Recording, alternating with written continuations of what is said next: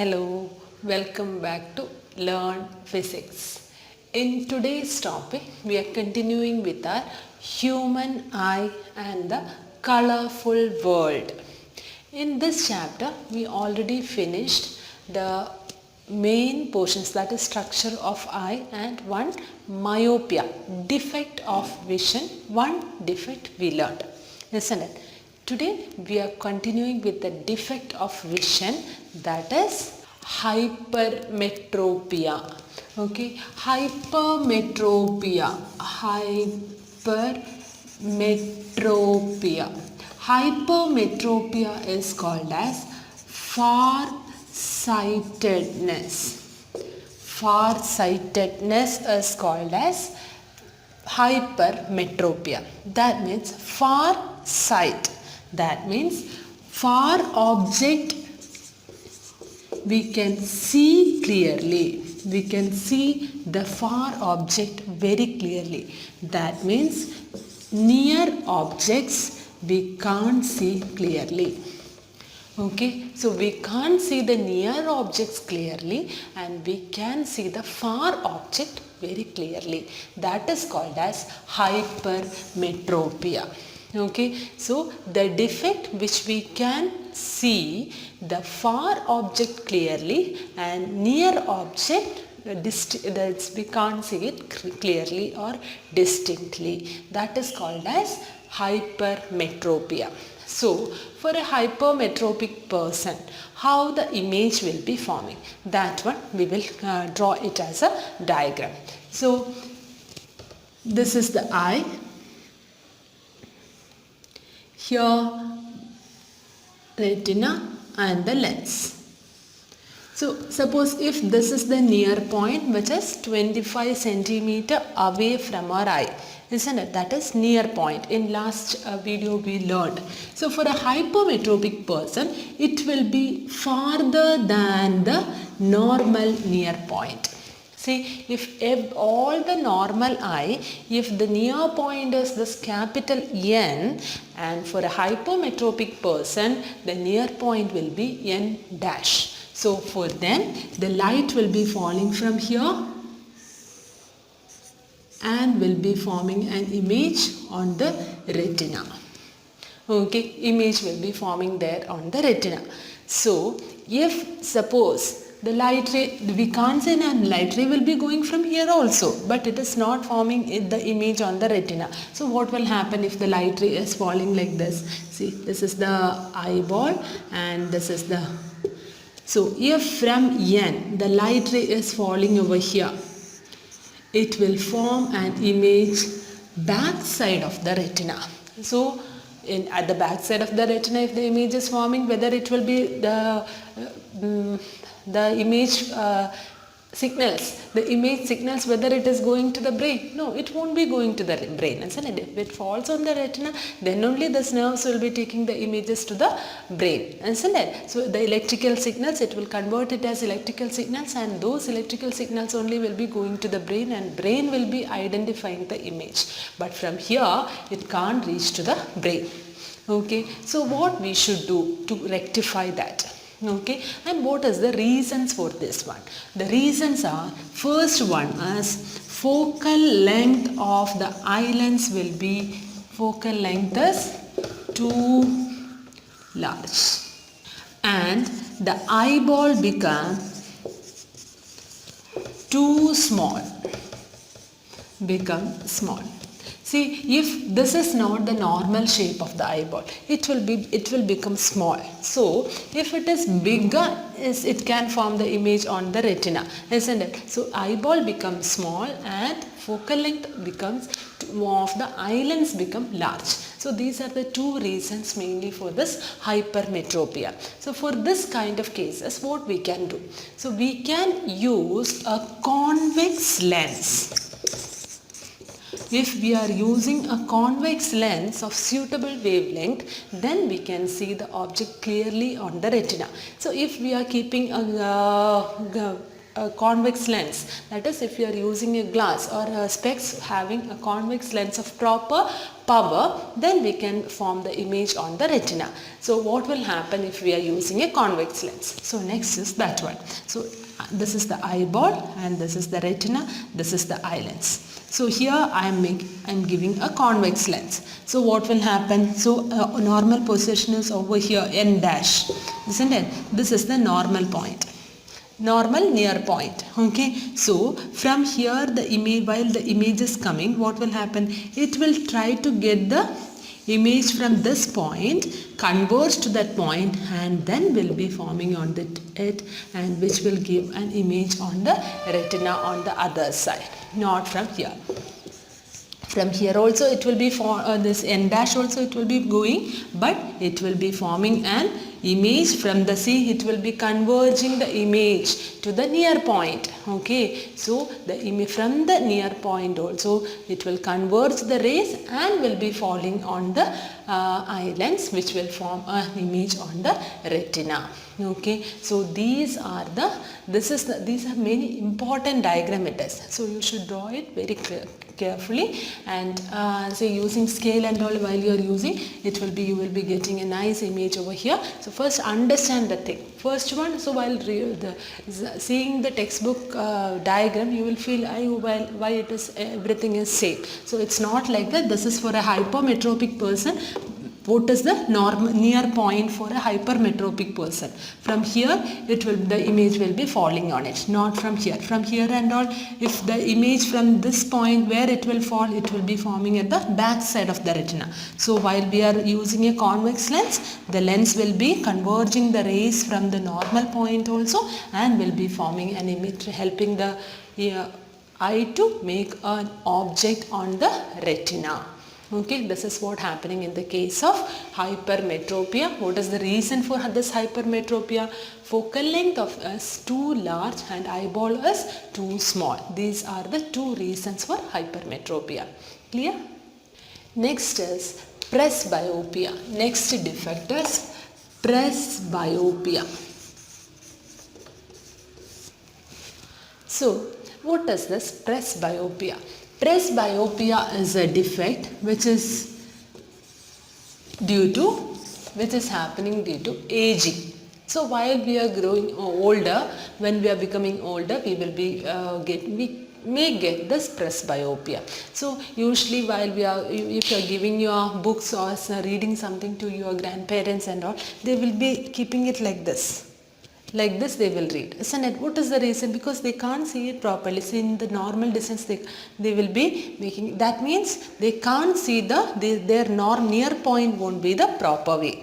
Okay, their near point, that is called a presbyopia. And so this is here presbyopia, how we can, so it is due to aging, and near point won't be the normal distance. Okay, sometimes both near point and the far point won't be the clear one. So we know very old grandmas and all, what they will do, see if a person is coming nearby or they are coming far from away, they will see like this. So that they are trying to focus their attention, because they are trying to focus their lens over there, but most probably they won't be, it will be like a shadow thing, like that they will be feeling. Okay, they won't be getting sometimes, or sometimes near point and far point won't be proper. Okay, so in those cases we will be using bifocal lenses. Bifocal lenses means, see, upper part of the lens, in the same glass itself we will be using convex as well as concave. Upper part of the lens is for concave and the lower part is for convex. Lower part is for convex, like that. Bifocal lenses, two focal length will be there in the single glass itself. So that is bifocal lenses we will be using for that one. Okay, so this defect is due to aging, mainly due to aging. Okay, another one more defect is there due to aging, that is cataract. Cataract is, our eye lens will be milky and cloudy. Okay, it won't be clear lens like this. Now, crystal clear, it won't be crystal clear. It will be milky and cloudy because of aging. That also happening because that is called a cataract. Now it can rectify with the help of an operation, and cataract surgery will be there because eye lens, they will replace the eye lens, and they will be it can be getting rectified. Okay. Okay, so that is another defect in the eye, that is cataract. Eye lens will become milky and cloudy in the case of cataract. Clear? Next is refraction through a glass prism. Okay, so refraction through glass prism. Through glass prism. Okay, so it's actually, this is an experiment which you should do in your lab. Okay, so when a prism, I am considering a two-dimensional prism over here. Okay, so if light rays are falling on it, what will happen? It will refract. Where and it will refract? See, from here the light rays is falling on glass, so one refraction will happen over here. The same way, from the glass the light ray will go to the air, again one more refraction will happen. So in the lab, how you will do is, see here, you can take any one point and draw one line. Take your protractor and find a 90 degree. From here you can mark a 90 degree and then draw this line. So this will be perpendicular line, that is called a normal. So I am writing it as N1. This is normal. Okay, to the first phase. A, B is the incident ray. Then what will happen? The light ray will refract. So the refracted ray will be parallel to the base like this. Okay, it will be moving towards the normal, rarer to denser medium. It will move towards the normal. Actually, it should go like this, but without going like this, it will refract. It will be moving towards the normal. Then it's coming over here.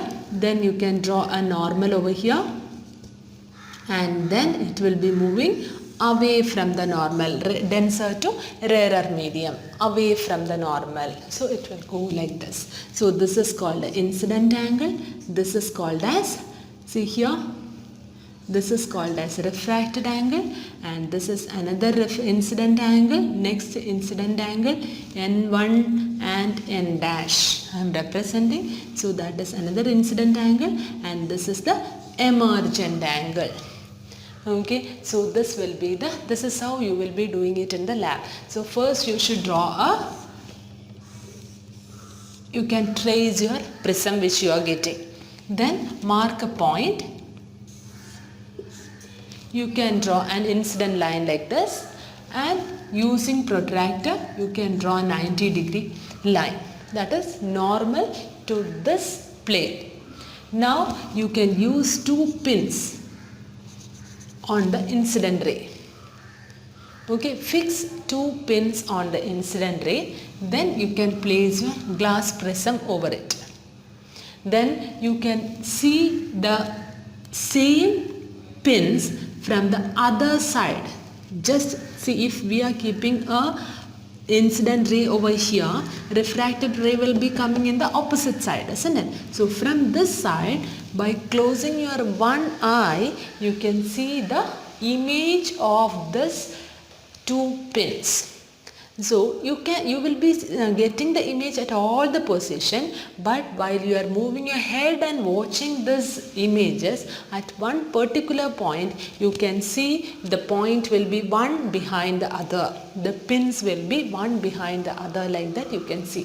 So those two, so while seeing those two pins, you can fix a third pin in front of your eye, that is on the other side. So you will be getting one pin over here and one pin just opposite to that one. Then you can remove your glass prism and you can just draw the line through those two pin points where the pin we are fixing. Okay, so you got the refracted ray also. So if you want to find out the refracted angle, you can draw the normal and find out the refracted angle. This will be the angle of incidence. So here inside this, it will be refracting like this. So clear how we are getting this one? Understood? So this is how we will be finding out the refraction through a prism. Okay, so in next we are going to study about the dispersion. That is very important portion, that is dispersion in a glass prism. Dispersion means, see, when a ray of light is incidenting, visible ray of light, normal ray of light or sunlight, when it is incidenting on a glass prism, it will be dividing it into its component colors. You know, visual. It will be dividing it into its component colors. This phenomenon is known as dispersion. Dispersion is when the visible ray is, light ray is incidenting on a glass prism, it will be dividing it into its component colors. This phenomenon is called as dispersion. The phenomenon of splitting the white light into its component colors. So white light into component colors, that is called as dispersion. Okay, so if the ray of light is incidenting on a glass prism, it will split into its component colors. So while it is splitting itself, see, all these colors which is coming out, that is emergent rays through, as this colors will be parallel rays. Everything will be parallel. Okay, so here, but you can see, last one you can see the violet color, then indigo, then blue, green, yellow, orange. Least deviation will be happening for the red one. Red will be having least deviation from the incident ray. Violet will be the most deviated one, and the red will be having, see, wavelength of red is more.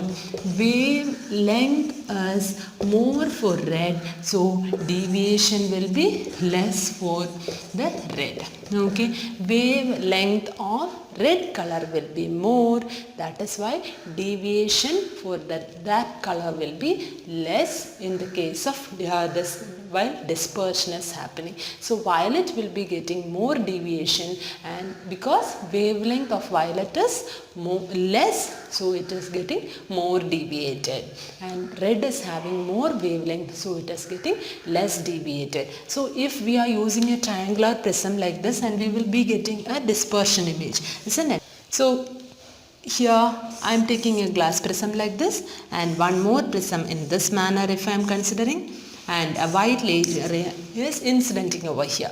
So here it will, dispersion will happen here. What will happen? Again the dispersion light will be falling on the next prism, and in next prism those dispersion rays will be joining as a single line, and it will be forming a white light in the other end. So here dispersion, see white light, how we can convert it into a white light. So the colored rays, if it is falling on the prism, what will happen? White light will be, we will be getting a white light in the other side. Okay, so these are the main portions in the dispersion. Okay, understood everything? So I hope it's clear. It's not a difficult chapter and all, it's very easy only. So next we will be telling about the atmospheric refraction and some of the phenomena in dispersion, that is rainbow. What is the reason for rainbow and all, we will be explaining in the next video. Okay, so if you like the channel, please don't forget to subscribe. Okay, thank you for watching. Bye.